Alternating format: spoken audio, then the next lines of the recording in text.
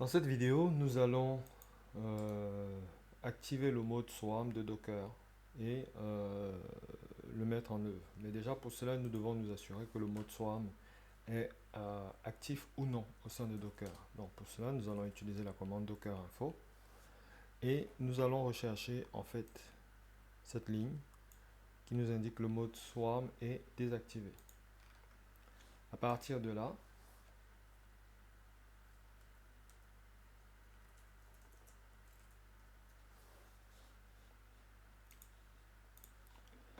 nous allons activer le mode swarm. Alors nous pouvons afficher l'aide sur le mode swarm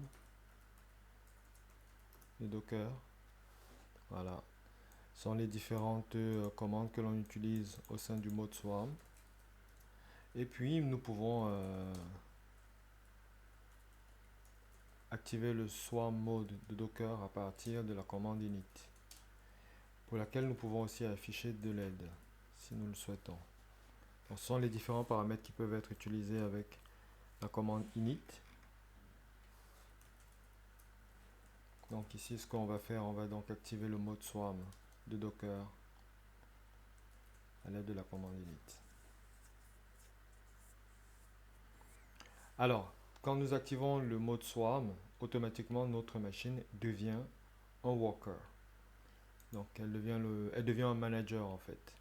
Et pour ajouter un worker, donc un autre hôte, un autre Docker Engine, un autre hôte pour le Docker Engine, en tant que worker de ce swarm, à ce manager, il faudra donc conserver ce lien, du moins cette commande, et notamment cet identifiant qui permet d'identifier cet hôte en tant que manager et qui permettra donc à notre worker, au futur worker, de pouvoir se connecter à ce manager.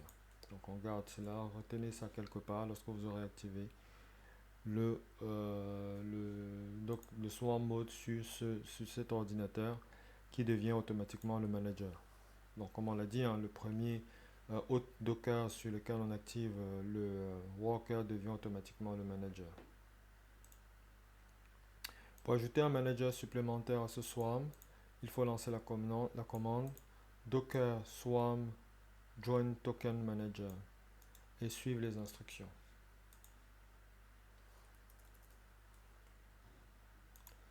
Donc notre mode swarm est activé et on peut s'en rendre compte en allant en affichant docker info et vous allez voir que swarm est actif. Alors si on a plusieurs adresses IP sur notre machine, il est recommandé d'activer le mode swarm avec la commande docker swarm init advertise addr et on indique l'adresse IP, par exemple 192.168.2.1. Donc nous on ne le fera pas parce qu'on n'a qu'une seule adresse IP. Mais voilà, si vous avez plusieurs adresses IP, c'est la commande qu'il faut utiliser. Une fois que nous avons activé le mode swarm, on peut gérer le nœud sur lequel notre swarm est activé. Et donc ce sera l'objet de la vidéo suivante.